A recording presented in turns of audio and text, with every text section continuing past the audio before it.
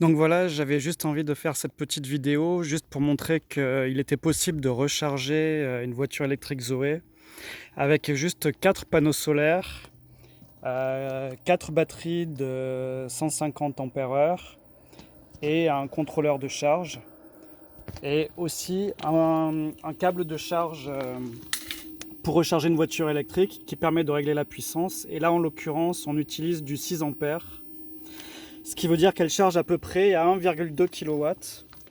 Donc voilà, le câble est branché à la Zoé et on peut regarder, je ne sais pas si vous voyez, mais au niveau du tableau de bord, que la charge est en ce moment en cours.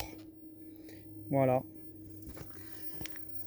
Donc je remonte l'installation. C'est une petite installation entièrement autonome qui n'est pas connectée à EDF. Qui prend peu de place, qui se met éventuellement à côté du parking de la voiture et qui permet donc de faire cette recharge. Donc là, on voit qu'aujourd'hui, il n'y a pas beaucoup de soleil. Le soleil est bien caché par les nuages. Donc que dit le boîtier de charge? Il dit qu'en ce moment, on voit ici toute l'électricité du panneau solaire est envoyée vers la voiture et que les batteries complètent la charge nécessaire qui est envoyée vers la voiture aussi. Les batteries en ce moment sont à 24,6 volts, ce qui commence à être un petit peu bas. À partir de 24 volts, moi je vais arrêter la recharge parce que ça tire trop sur les batteries. Et en ce moment, on est en train de prendre du 44 ampères sur les batteries. Ce sont des batteries, au total, j'ai 300 ampères-heure de charge sur les batteries, ce qui veut dire que, a priori, je suis censé pouvoir charger une dizaine d'heures, un peu moins.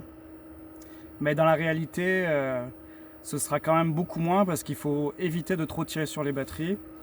Et là, qu'est-ce qu'on voit? On constate que, si j'affiche ici, que là, ce qui arrive en ce moment des panneaux solaires, c'est du 3,4 ampères. Mais surtout, c'est que du 460 watts. Et donc du coup, les batteries sont obligées de compléter les 700 ou 800 watts restants à partir des batteries. Donc l'idéal, c'est quand on charge une voiture avec les panneaux solaires, c'est de charger uniquement en période d'ensoleillement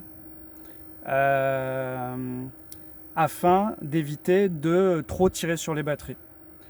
Voilà, je pourrais éventuellement parler du système de câblage, du différentiel et des câbles de masse. Parce qu'on voit ici, il faut un câble de masse suffisamment conséquent pour garantir la sécurité électrique au niveau de la Zoé. Elle est assez exigeante. Donc voilà, éventuellement, je pourrais faire, si ça vous intéresse, d'autres vidéos qui expliquent le détail du câblage et aussi le détail de comment j'ai câblé les batteries.